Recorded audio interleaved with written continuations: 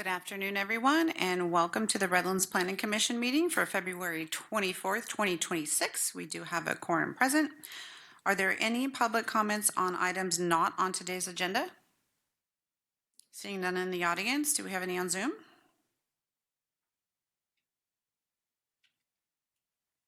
Do we have any written comments? We've not received any written comments. Thank you. Moving on to item number 2, presentations, we have none. Moving on to item number 3, consent calendar. A, time extension for CRA number 966. Are there any public comments on the consent calendar or any public speaker slips for the consent calendar items? Seeing none. Do any commissioners wish to pull any items for discussion from the consent calendar? Seeing none. Can I get staff to ask for a roll call vote? Well, actually, I think I need a motion first. Can I get a motion to approve the consent calendar? I motion we approve this consent calendar. Do we have a second? Second. And which staff person is doing the roll calls for us today? Catherine, could we please get a roll call vote for the consent calendar? Yes. Commissioner Dominguez? Aye. Commissioner Elliott? Yes. Commissioner Geilenhammer?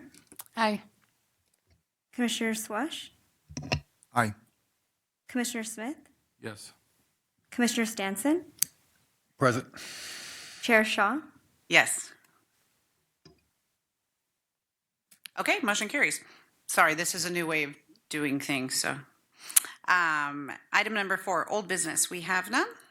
Item number 5, new business. 5A, item 5A is a consideration of tentative parcel map number 21039, a request to subdivide approximately 2 acres into 2 residential lots located at 211 Elder Road, and I will now open the public hearing for this item. Has any commissioner had any ex parte communications with the applicant regarding this item? Or others? Commissioner Sampson, your light is on. Oh, I'm sorry. Oh, that's okay. No. Okay. Staff presentation by ROSEMARY MONTOYA. Ms. Montoya. Thank you, Chair and members of the Commission. This is tentative parcel map number 21039. The applicant, Mark Gardner, proposes to subdivide an existing 93,218 square foot lot into 2 parcels for residential purposes. The site is located at 211 Elder Road, as shown on screen.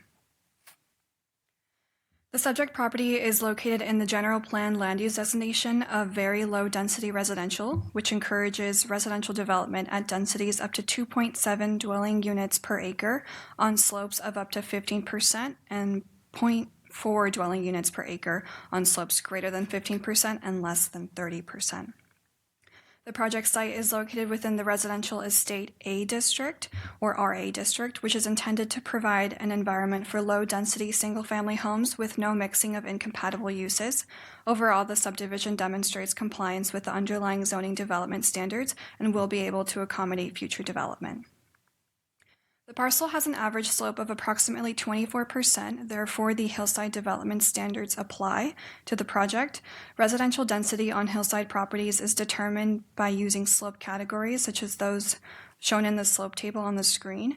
Areas under 15% slope average may be developed in consistency with the site's underlying general plan designation and the zoning standards, while steeper areas are more restricted.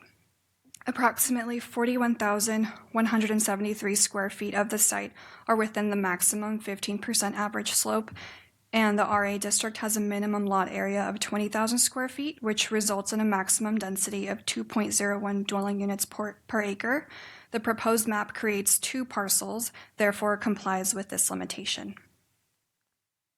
This is the proposed tentative map. Proposed parcel 1 consists of approximately 41,817 gross square feet and is currently developed with a single-family residence, and parcel 2 consists of approximately 51,400 gross square feet and contains an orange grove and vineyard. The parcel is anticipated to be developed in the future with a single-family residence, and any future structures would be subject to separate review and approval through the plan check process under separate permits. The proposed project will result in an annual revenue totaling $3,010 and annual cost totaling $672, which will result in a positive cost-benefit ratio of 4.48. And the proposed project meets the listed criteria to qualify for exemption from the environmental review pursuant to Section 15332 for Infill Development Projects of the CEQA guidelines. There are a total of 7 findings for a tentative parcel map. The findings are generally related to site suitability regarding the location and surroundings and the overall public effect of the subdivision. The project was determined to meet each of these findings, and the justification for each is contained within the resolution.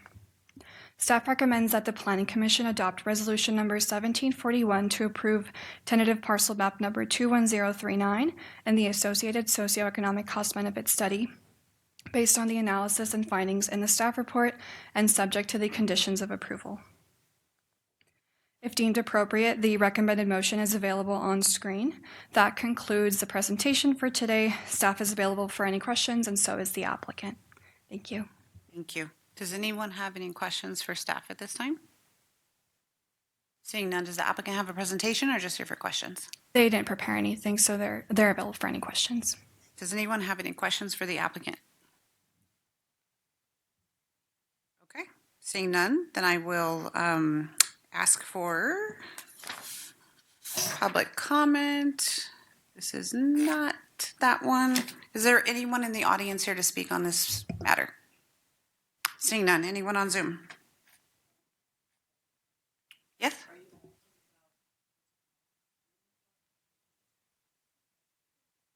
Yes, public comment. So if you'd like to speak on the project, please join us.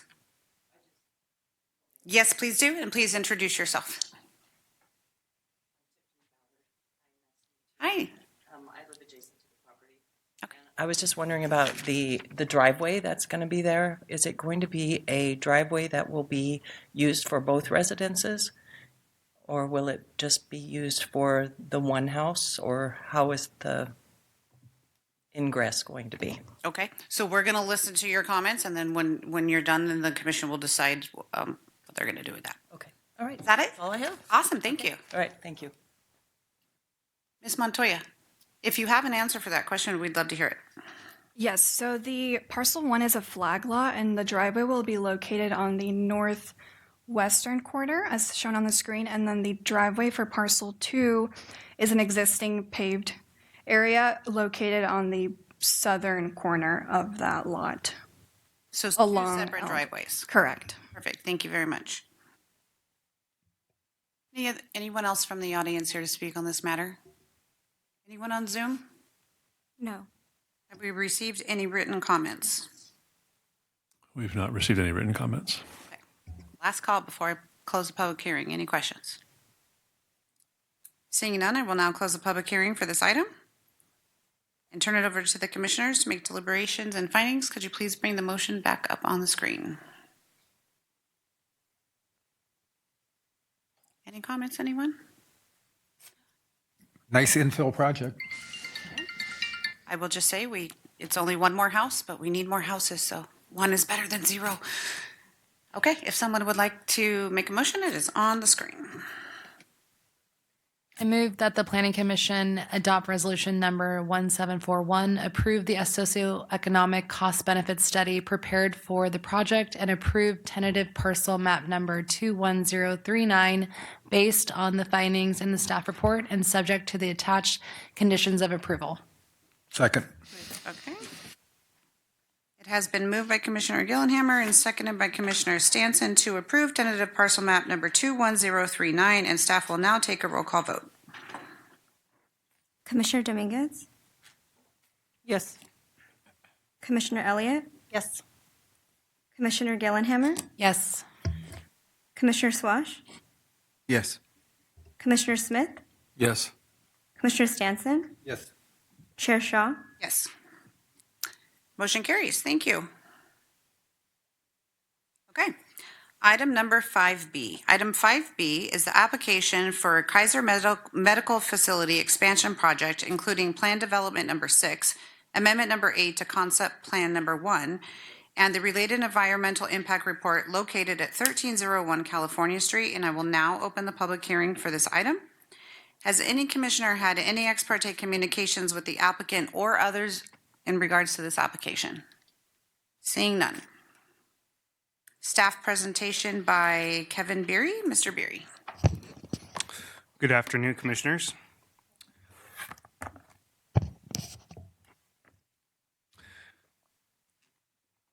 Before you is the master plan and environmental document prepared for KAISER Permanente's new healthcare facility at their 1301 California Street campus, which is currently partially developed with a medical office building and surface parking.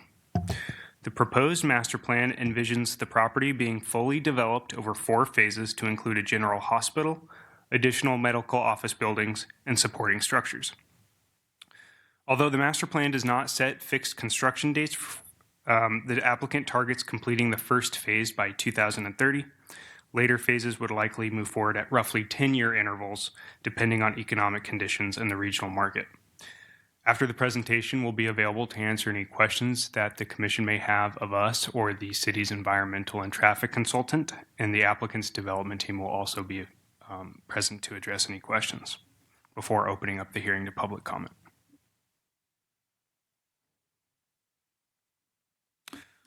The project site is located on the west side of California Street between Lagonia and Almond Avenues, 1 block north of the 10 freeway. The surrounding area is predominantly developed with warehousing as well as commercial development to the southeast. According to the general plan, the site has a commercial industrial land use designation, and surrounding designations include commercial industrial, agriculture, and public institutional. The project site is zoned according to Concept Plan 1, which encompasses a roughly 306-acre sub-area of the East Valley Corridor Specific Plan, bounded by Mountain View Avenue and California Street to the west and east, and San Bernardino and Lagonia Avenues to the north and south. As a subplan of the specific plan, Concept Plan 1 establishes land use regulations according to the district map shown here. The project site is located in the southeast corner of the plan area, and its boundaries coincide with that of the Medical Facilities District, in which hospitals and medical uses are permitted by right. According to the procedures of the specific plan, new large-scale and/or phased developments within concept plans may prepare a development plan. Development plans are property-specific, long-range land use, and infrastructure planning documents which function as a master entitlement that guides future on-site development. Approval of a development plan does not authorize immediate development, and applicants are required to apply for and obtain subsequent entitlements prior to project construction.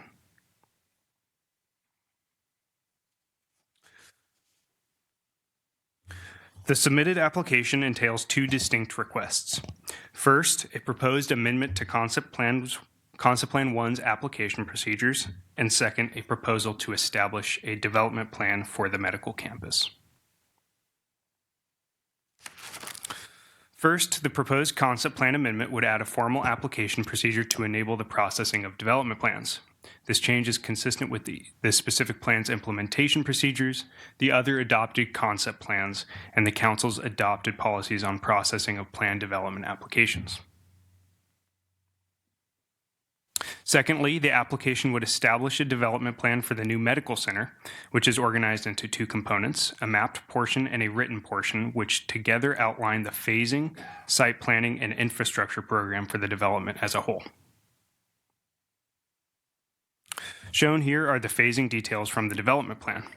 Overall, the plan proposes a total of 3 new main buildings, including a 321-bed general hospital and 2 medical office buildings, as well as a parking structure and on-site central utility plant.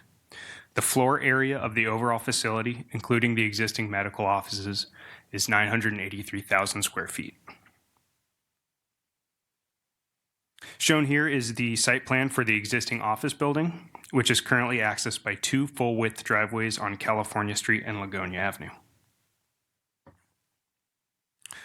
Phase 1 involves the construction of a new 4-story office building located roughly 70 feet west of the existing building and additional surface parking. A new central turnaround vehicle driveway would be constructed directly north of the office buildings. Existing site access driveways would remain in place, and a new full access driveway would be installed on Almond Avenue. Furthermore, Almond Avenue would be widened to include a new eastbound car lane, sidewalk, curb, and gutter along the north frontage. Phase 2 is the primary hospital phase and includes the most substantial improvements. The hospital building would be sited west of the Phase 1 office building with which it would be attached. The main hospital structure would average 3 to 4 stories in height and feature a 7-story tower measuring 122 feet in height, well below the 150-foot height limit of the zoning district. This phase also includes the construction of a 6-level parking structure north of the central driveway, a 2-story central utility plant, 2 new access driveways, and the installation of a new traffic signal at the intersection of California Street and the new project driveway, and the existing project driveway. Phase 3 consists of a detached 4-story medical office building located south of the Phase 1 building, as well as additional surface parking in the northeast area of the site. The last phase includes the addition of a 5-story wing to the hospital, which would be set back approximately 130 feet from Almond Avenue. The development plan also includes tentative preliminary landscaping plans demonstrating compliance with the specific plan landscaping standards concerning overall landscape coverage, tree quantities, and design of parking areas.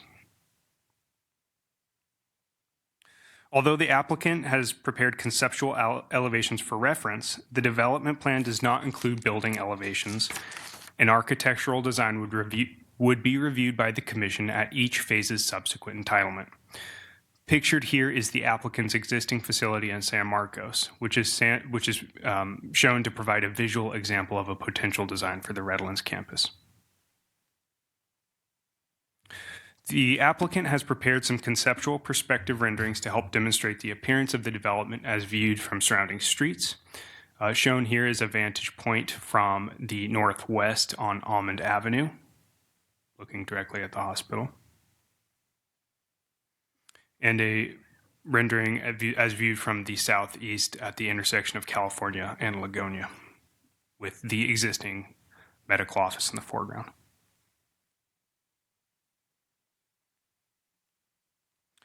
Summarized here are key findings regarding the proposed project. Our review determined that the proposal is supportable and, upon approval of the pending concept plan text amendment, is consistent with applicable plans, policies, and regulations. Although exempt from Measure U as a hospital project, staff engaged a traffic engineer to prepare a traffic study on the project's level of service impacts on surrounding roadways.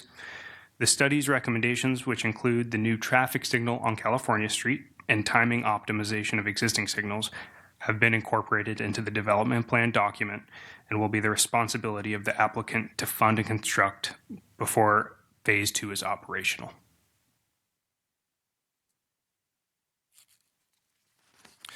We also believe that all required approval findings, which largely relate to project compatibility with the surrounding land uses and public improvement requirements, can be made. Here are those findings which must be made in order to approve a development plan application pursuant to Council Resolution 5116. The staff report and draft approval resolution include a suggested determination and rationale on each finding for your consideration.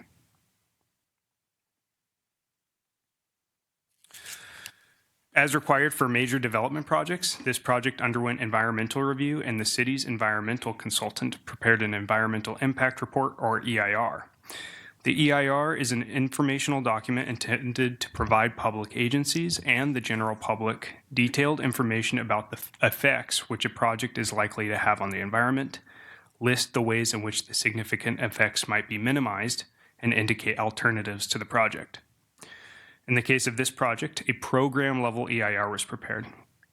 This kind of EIR, which is typically used for long-range plans or phase projects, is designed to streamline the environmental reviews for later project activities that are consistent with the initial program.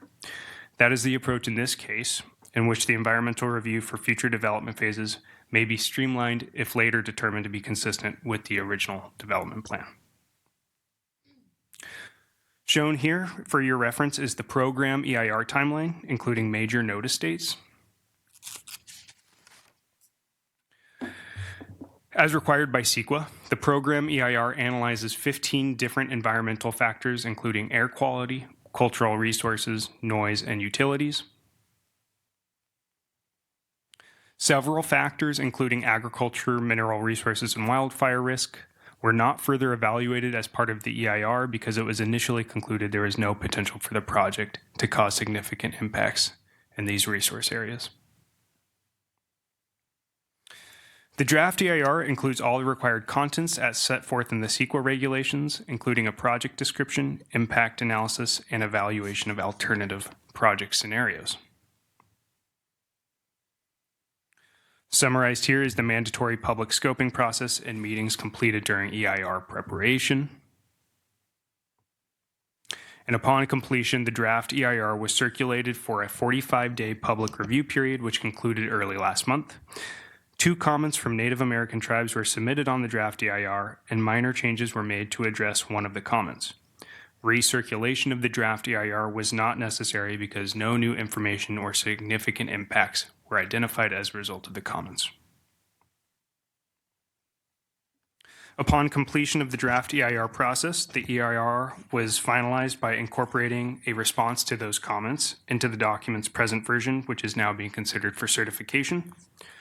The final EIR is accompanied by required documentation, including findings of fact, a mitigation monitoring and reporting program, and a statement of overriding considerations.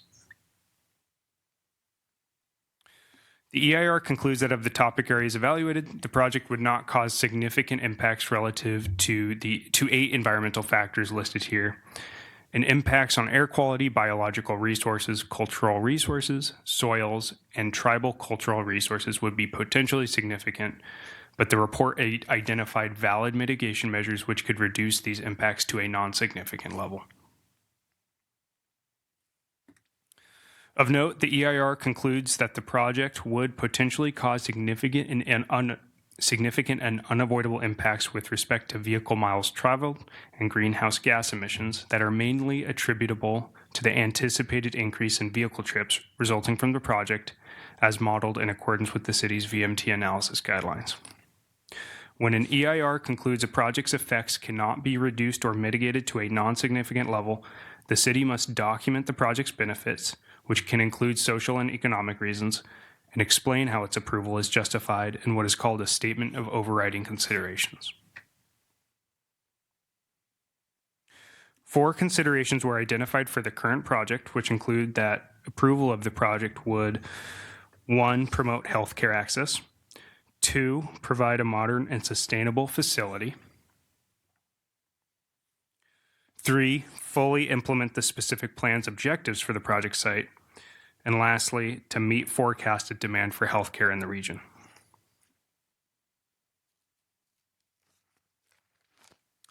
CEQA requires the city as the decision-making agency to balance the project benefits of a proposed project against its unavoidable environmental risks when determining whether to approve the project, and the statement of overriding considerations must be supported by substantial evidence. As required by CEQA, written findings of fact and supporting rationale were documented concerning each of the project's potential environmental effects, as well as statements of compliance with the CEQA requirements concerning EIR preparation and adoption.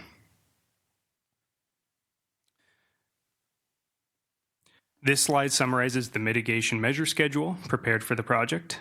The MMRP consolidates all required mitigation measures into one document, identifies when each measure must occur, and specifies whether the developer or the city is responsible for implementation. It also explains how compliance is verified, for example, prior to permit issuance or during construction. Once adopted, this schedule becomes part of the project's requirements and can be binding on subsequent project activities relying on the EIR.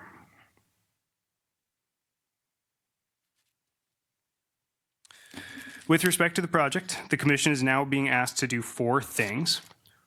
Confirm that the final EIR reflects the city's independent judgment, determine whether the mitigation measures that are proposed are adequate, decide whether the project has substantiated benefits which override the significant and unavoidable greenhouse gas and VMT impacts, and finally make a recommendation on the development plan entitlement and concept plan amendment.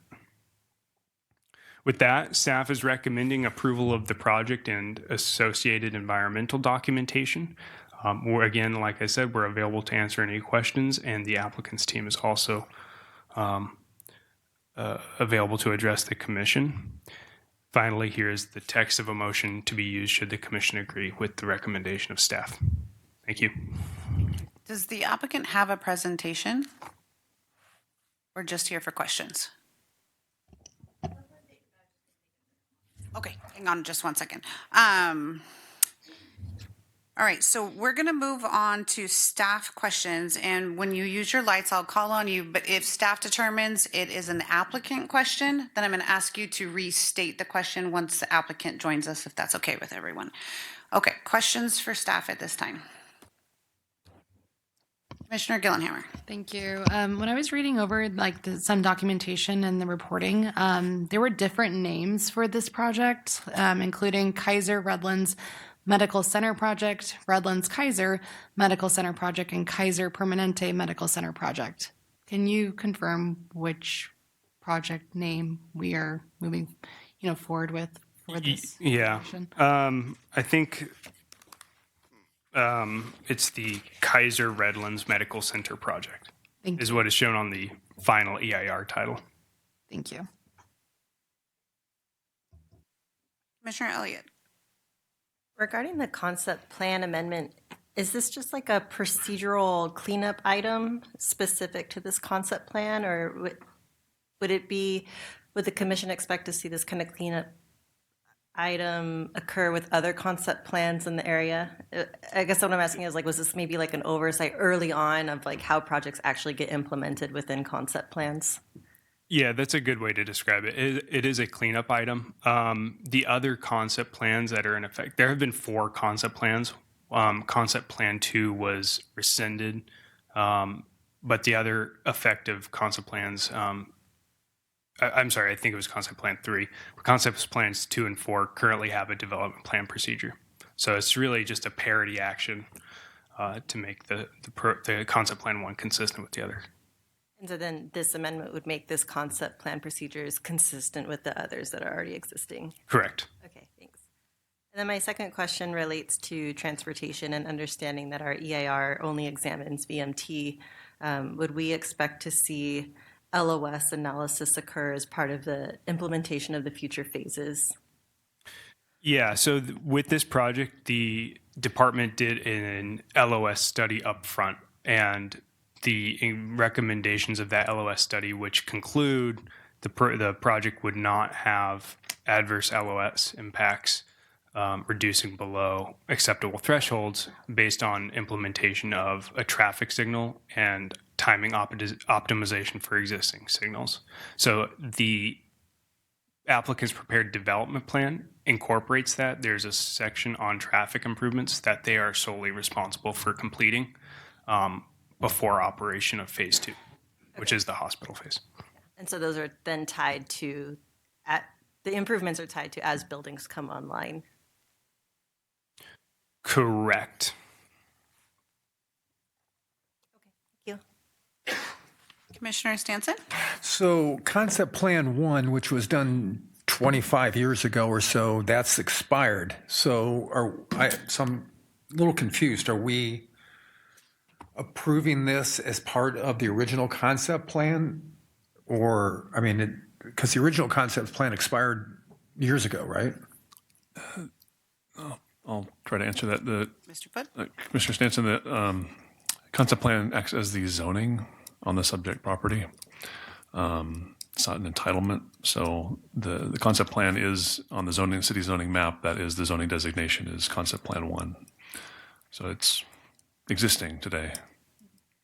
But there was something in here that I read about it expired. So that's why I was curious. And so I remember going through the original entitlement on this in 91. Yeah, concept plans don't expire. They're the first step of the plan development process. The plan development process can be processed in either 2 or 1 stages. If it's processed in 2 stages, the first step is adoption of the concept plan, which is basically a conceptual land use plan for the area and does act as the zoning, as Brian mentioned. And then the second step, after a concept plan is adopted, a development plan may be prepared for a specific property in the concept plan, and that acts as more of a conceptual master plan for development. And that's where we are now. We're doing the conceptual master plan for the development for the future. Correct. And I can bring up the... What expired was the future phases of the last existing project. So this That they were replaces- going to build back when? Correct. Okay. So this replaces that. Yep. Okay, thank you. Any other questions for staff at this time? I'm not really sure who should answer my questions, so I'm just going to wait. Seeing none others, please join us.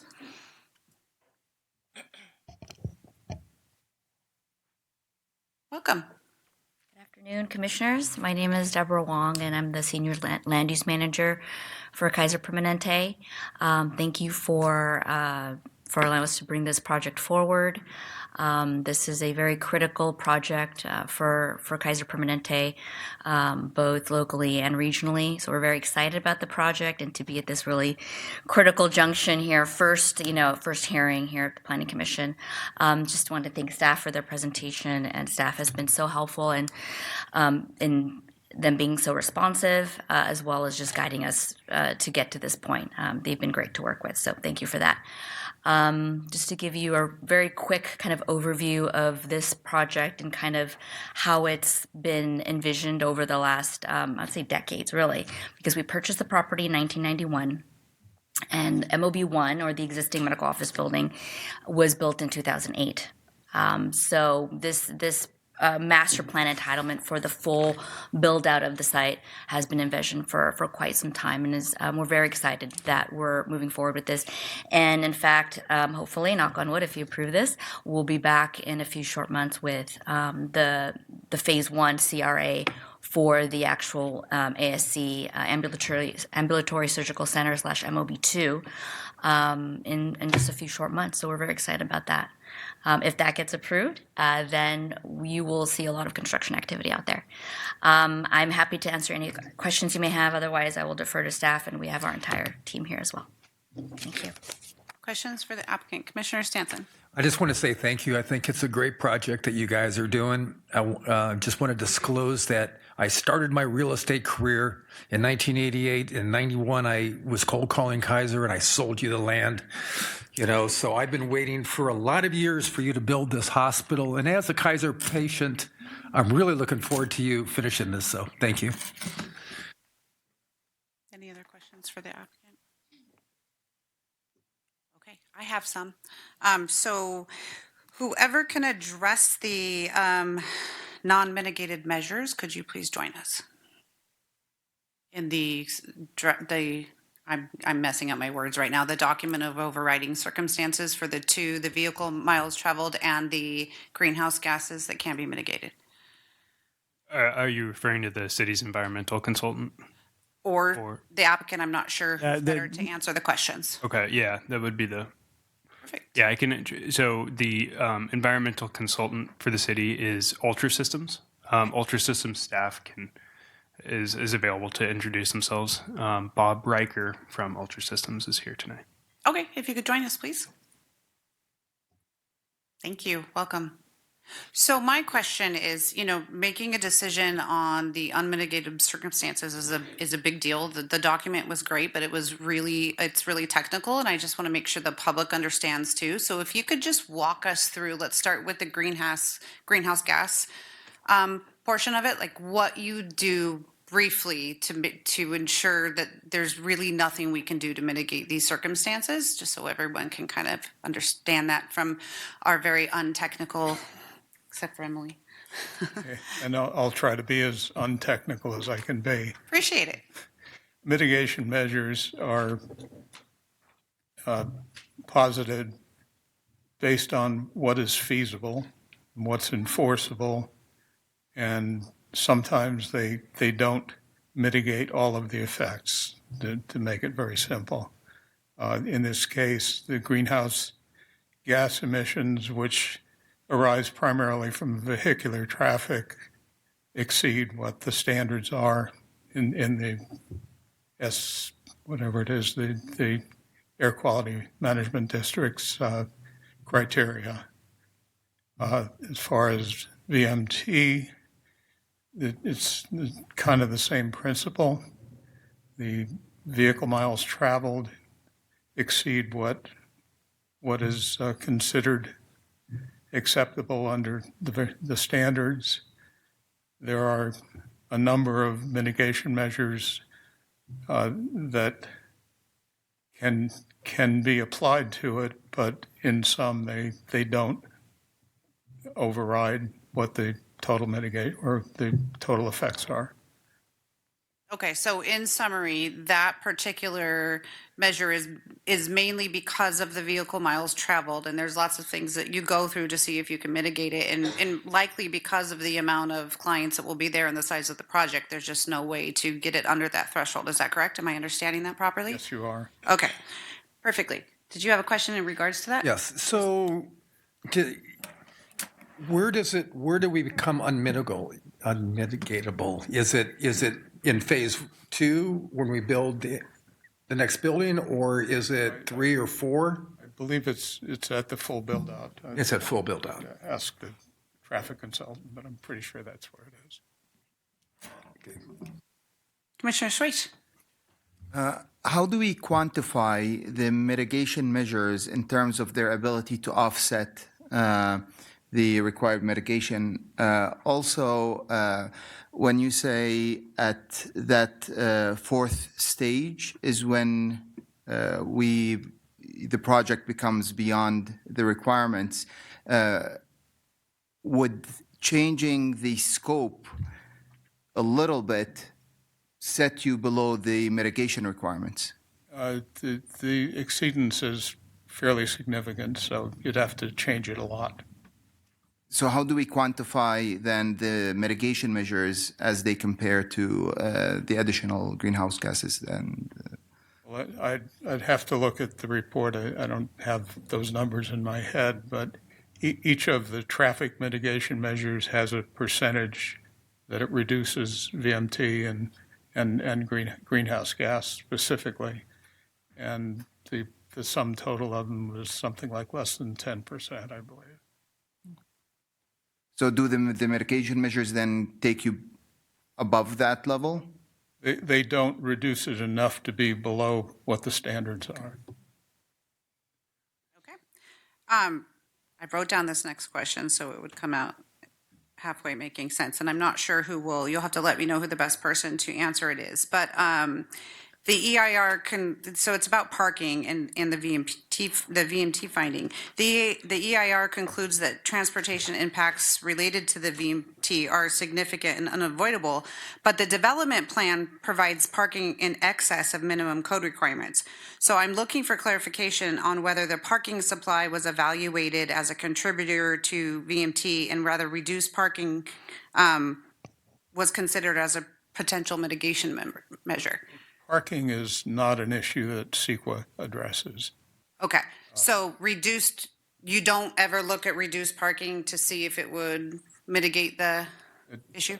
I don't believe we have. Okay. Through the chair, I was also able to confirm with the city's traffic consultant that the only thing that's accounted for in the VMT projections is based on employee count and bed count in the hospital. Okay. Parking does not factor into the projected VMT. Who would have ever thought we were talking about too much parking? But thank you. I just wanted to check to make sure.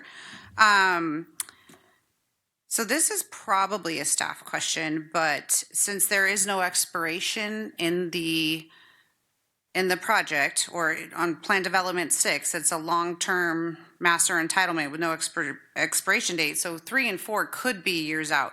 If we end up with a materially different circumstances, then does the city retain the authority to require a new environmental study if that's where we're at in that phase? Not that we're expecting that. I'm just trying to understand.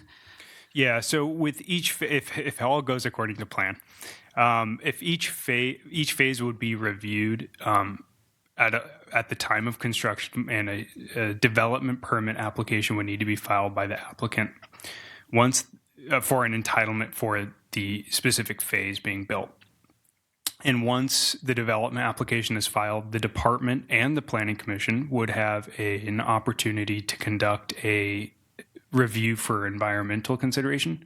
The approach here with this master program EIR is that if future phases are generally consistent with the development plan that's being reviewed today, and there are no major changes to either the project's physical setting, environmental setting, or any major regulatory changes, then specific phases could be potentially eligible for streamlined environmental review. If there are changes, then there are different options depending on the circumstances, but usually a subsequent EIR or supplement to the EIR would need to be prepared.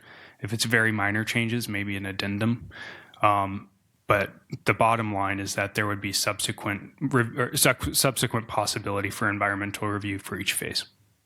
Okay, perfect. And then my last question is, phase 4 adds up to 108 beds, bringing it up to a 321 bed build out, if I did the math correctly. So was the traffic analysis based on the full build out or the one with the 108 less beds?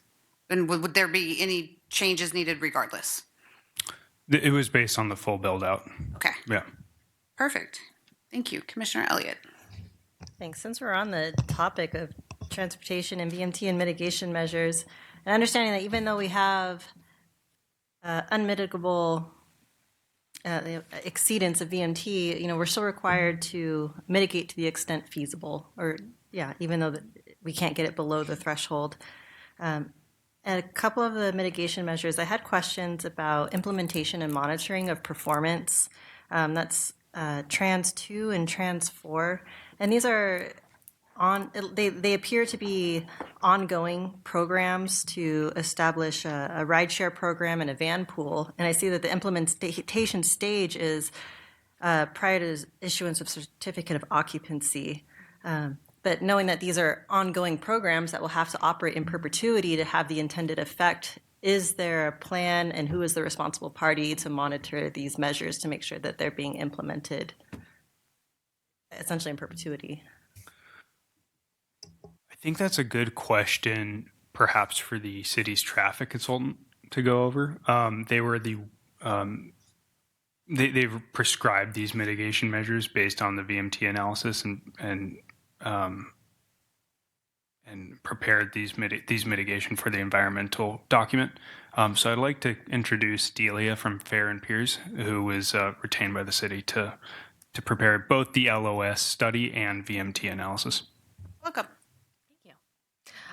So to answer the question, that would be incorporated into the MMRP, and both the van pool program and the rideshare program would be verified upon the issuance of certificate. There's not necessarily an enforcement mechanism beyond the MMRP, but it is part of that program and would be verified prior to that issuance. So there's not necessarily a requirement for a ongoing monitoring and check on that program, but it has been written in and is expected that it should be offered to employees on a continual basis. I'll just clarify, we would require the written plan before the certificate of occupancy is issued. So we'd require a written plan that, we'd have documentation for. But it says you do that for each phase. I mean, the way I was reading read it is each phase you'd have to be approve it for each time they did the next phase. Yep, that's correct. So, but don't you think there should be somebody that monitors it for the city that if this is something that's important to keep the miles traveled down, that we don't have a way. We don't have a mechanism right now to do that. One thing you could consider when you have an entitlement for one of these buildings come back is you could, as a condition, schedule, like we've done before, a one-year check-in. So you could say 1 year from this approval, we want you to come back and report on this program. That's one way to have a mechanism to do a check-in. And that's when the next phase of the project comes to. That's when you get, so right now, you're just effectuating the zoning. That's all you're effectuating right now. You're going to have every building come back to you separately. So with those building approvals and the streamlined environmental, you, as an option and an example, you could schedule a check-in. But how would we know? So this is going to come back to us in another couple of months, right, for the next phase. And we're going to go through this process and we're going to approve the van pools and do all that stuff. But what's to stop KAISER in a year going, okay, it costs us too much money, we're not going to do this? Well, I mean, then we have another building coming up, but that's not for another 10 years possibly. It's part of their environmental. It'll probably be tied into their conditions for the building. So just like any project we do in any entitlement, it's just, it's part of their approval. So if we have any teeth? Yeah, especially if it's a condition, absolutely. So I think what we're hearing is as the project moves forward, that will probably be a concern of ours, and maybe we could build that in ahead of time. Are you, Commissioner Swaich? I was going to ask if we could maybe expect regular reports in terms of the effectiveness of the mitigation plans. Another question I had is, I see here on MMAQ1 that you have mentioned replacing gas-powered landscaping equipment. What about the KAISER fleet of vehicles and other things that can be replaced to be more environmentally friendly? Have you taken that into consideration? What's the impact that would have? That would really be outside the scope of the city's authority. That would be a state level issue. Regarding vehicle specifications. But I mean, the client or like, is it ambulances that are KAISER or they are contracted out? Okay. Any other questions for the applicant at this time? Let's be really sure, so once we close the public hearing, we can keep it closed. I have questions Commissioner about Gillenhammer. phases. Okay. Okay, excellent. I don't know if I'm the right person for phases unless they're specifically regarding traffic analysis. Nope. Wonderful. I'm just wondering about the phases between how the rationale for proceeding with an additional KAISER medical office before completing the hospital. It seems like, in phase 3 after the hospital, in phase 2, that phase 4 is to complete the hospital in phase 2. So I'm just kind of I would love to understand the rationale and why. So generally speaking, that is how hospital campuses have the development has occurred. All KAISER development is forecasted demand. Mm-hmm. And so when we've built other campuses throughout the state, it's generally kind of gone in that order. Mm-hmm. The demand for the hospital tower addition, which is the last phase, wouldn't occur till that phase. So we certainly wouldn't want, empty beds or, a significant capital investment that's not getting utilized. So once the demand is forecasted, those buildings will come online. Okay, and then it is its own building, correct? Meaning, is it attached or detached? Correct. They are their own building. I think the hospital, it's shown to be attached, but it's not literally attached, right? It would look very vague. Yeah.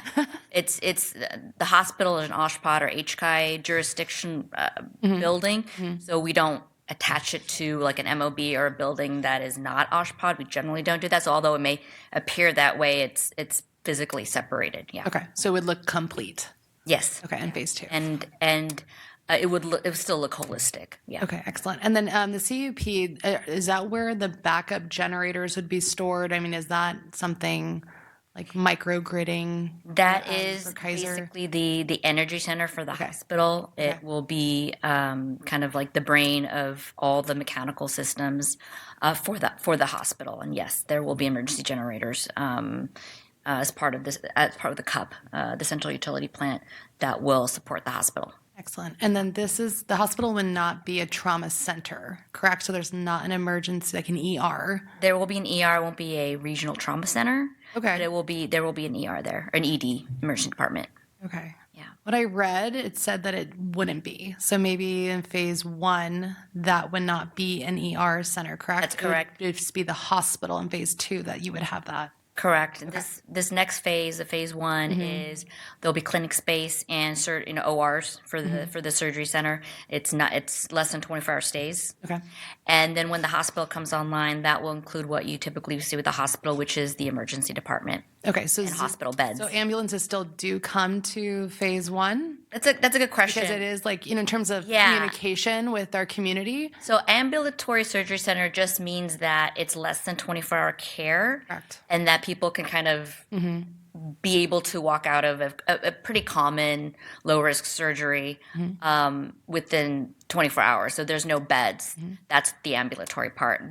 Will ambulances come if there's an emergency? Yes, but that would be the same case for even a medical office building. But they would be able to come. Yes, if they needed. Excellent. All right, So thank you. For clarification, an emergency room and a level 1 trauma center are two different things, right? So Loma Linda's a trauma center. Someone's reaches that threshold, they go there. They don't go to Redlands Community. So there can be an emergency room and still not be a trauma center, correct? Correct. Yeah, I believe your local trauma center is Loma Linda. Yeah. Yes, thank you. Oh, no? Okay. Yes, Commissioner Dominguez. Will there be a heliport? There will not. No. Okay. Yeah. Okay. Thank you. Any other questions for the applicant at this time? Commissioner Stanson. So it's not till phase 3 until the actual hospital until there's ambulances and emergency and all that good stuff. Yeah, phase 2 actually. Yeah. Okay. Yeah, if you consider the existing MOB's phase 1, that it is phase 3. Yeah. Right. So when do you think? What is your anticipated timeline to get to phase 3? The hospital phase. Yes. So Phase 2. we analyzed. We anticipate this next ambulatory surgery center will come online about 2029, so about 2039 is the anticipated hospital phase. It's a really long project. I have one more quick question. Yes, Commissioner Gillenhammer. I'm just wondering about the solar panel canopies. I saw on the parking structure for phase 2 that there will be solar panels up at the top, but that's it. So I'm just wondering in terms of like how much parking you do have available for this development plan, why were solar panel canopies not considered in the parking lots? You mean the north part of the parking lot? Because right now the solar canopies are on the south. We just installed those. You just installed them? Yeah, okay. we did. Or are you going to expand those to like the north part or other parts? At this time, so we just got the solar canopies installed in the last handful of months. Okay. And they're operational now. At this point, I can't say if there's any plans to expand it to the north side. It does also depend on where the buildings are going and the sun and all that. So they chose that portion of the site because it optimizes the panels. That's all I can say for now. We haven't looked at putting them on the north side of the property. Yeah. Is it possible to? That's outside of the scope of this approval because this is the zoning. But when the future buildings come back and they're looking at actually constructing the parking area, that could be a topic of discussion. Excellent. Yeah. Thank you. Yeah. But I'll take that question back to our team. Yeah. Any other questions for the staff or the applicant before I close? Well, I'm not going to close. I'm going to move to public comment. Anyone else? Okay. So I'm going to start with speaker slips. I have one Fernandad Dietrich, or is it Detrius? I think he left. He was sitting right there. Okay, well, it says that he is for the project, and he is from the Small Business Administration. Is there anyone else from the audience here to speak on this matter? Seeing none, do we have any comments on Zoom? No. Okay. Did we receive any written comments?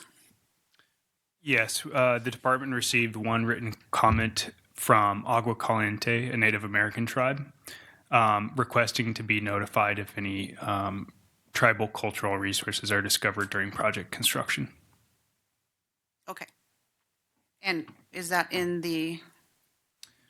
or is that going to come in conditions further on down the road?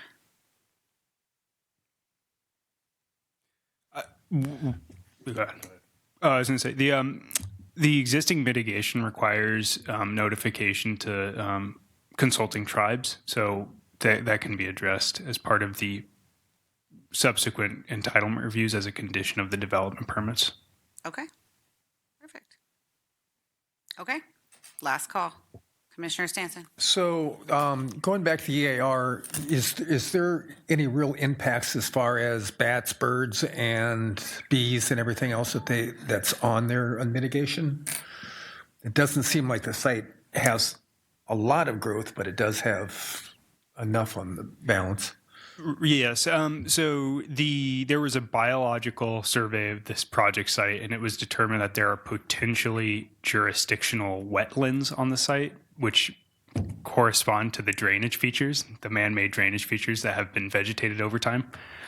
So there's a wide set of biological mitigation measures on biological resources, which involve surveys and jurisdictional delineations that would be done prior to the entitlement of each phase.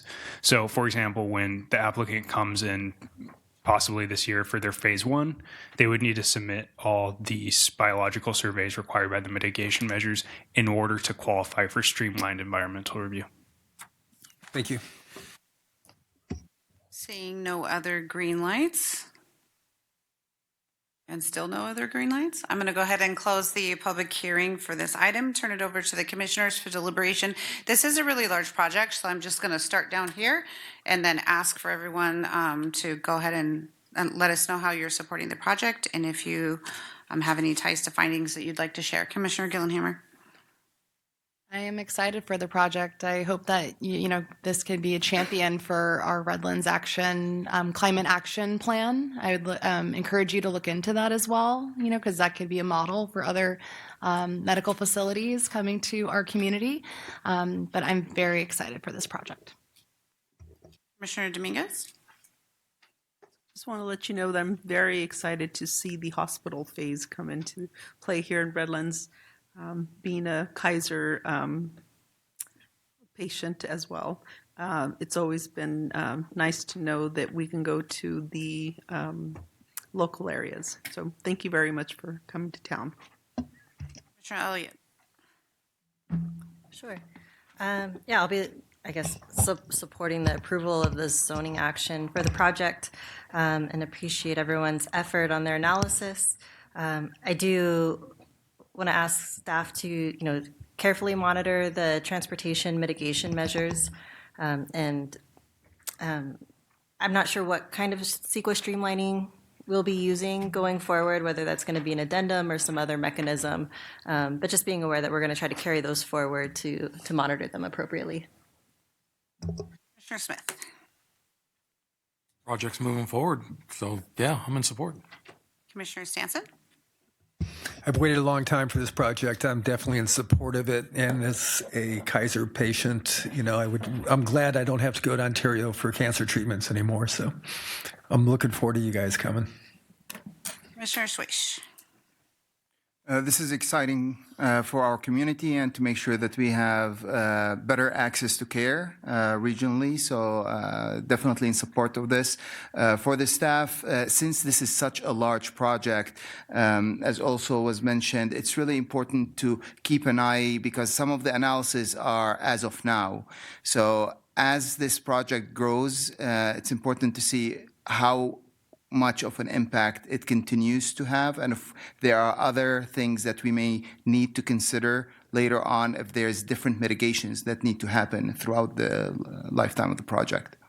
And how do we ensure that this has happened systemically? I know, Chris, Mr. Boatman, you mentioned that as the different building phases are introduced for approval, we'll review some of these things. So I just wanted to make sure that that is in that process and is embedded in the process.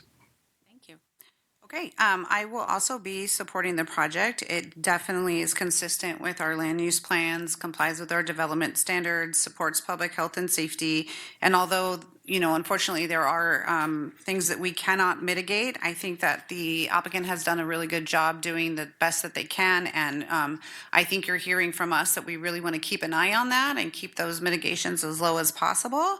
And I'm someday I want to hear why it takes 30 years to build a hospital, but that's not for today's. I'm just curious. So yes, thank you for joining us in Redlands. And if you could please bring the motion up on the screen.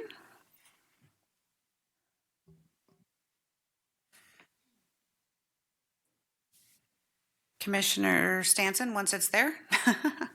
Okay, go for it. I move that the Planning Commission adopt resolution number 1737 and recommend that the City Council adopt the findings of fact and statements of overriding considerations and certify and adopt the final environmental impact report, including the mitigation monitoring and reporting program prepared for KAISER Redlands Medical Center project. I move that the Planning Commission adopt resolution number 1738 to recommend the City Council approve amendment number 8 to the concept plan number 1 and recommend that the City Council approve plan development number 6. I will second both motions. It's just this page, right? I just want to make sure we don't have a second page. Okay, perfect. What? 2 numbers, not 2 pages. Understood. It has been moved by Commissioner Stanson and seconded by Commissioner Elliott to approve the City Council, to recommend to the City Council. Wait a second. Is this a recommendation or an approval? Because this is written weird. Okay. To recommend to the City Council for the proposed, to approve the proposed KAISER Medical Center project. Staff will now take a roll call vote. Commissioner Dominguez? Yes. Commissioner Elliott? Yes. Commissioner Gallenheimer? Yes. Commissioner Swish? Yes. Commissioner Smith? Yes. Commissioner Stanson? Yes. Chair Shaw? Yes. Motion carries. Congratulations. Thank you very much. Okay, moving on to item number 6, announcements and commissioner comments. Does anyone have any? Seeing none, moving on to item number 7, director's update. Mr. Boatman, Mr. Foote. Just that the city council ended up approving the ordinance to allow hens in town. So I believe about 20 days from now, you can have a hen if you have a yard that's appropriately sized. That's okay. Before that, you could have an emotional support chicken, so we're good. Mr. Foote. Thank you. I'd just like to add that there is an opportunity to attend a Planning Commissioners Academy. I believe that's by the League of California Cities in the near future. If you are interested, we can arrange for your registration to attend. I believe it's a multi-day. If you're interested in multi-day conference, it's available. So please reach out to myself or staff, and we'll help you with that. Is this your local or is it up north? I believe it's in Irvine. Oh, okay. When I went, it was all the way in Sacramento. So, okay. And Commissioner, I'm sorry, I didn't see your light. Commissioner Elliott. No, it's okay. I was too slow.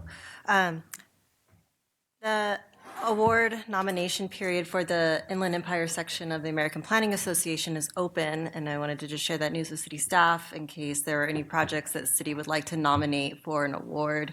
The nomination period is open for another couple of weeks, and the information for nomination can be found on the IES APA website. Thank you. Okay. And then how are we looking for our March meetings? Are we having both? March 10th, we're planning to have a meeting, and we are arranging to have a presentation on findings and various aspects of the commission's role here. That will be handled by an attorney from, I believe it's BB&K. So that's March 10th. And then that's all we have on the forecast at the moment, and I'm expecting probably another meeting in April as well. Thank you. Okay, moving on to item number 8, we will adjourn to the next regular planning date of March 10th, 2026. Thank you, everyone.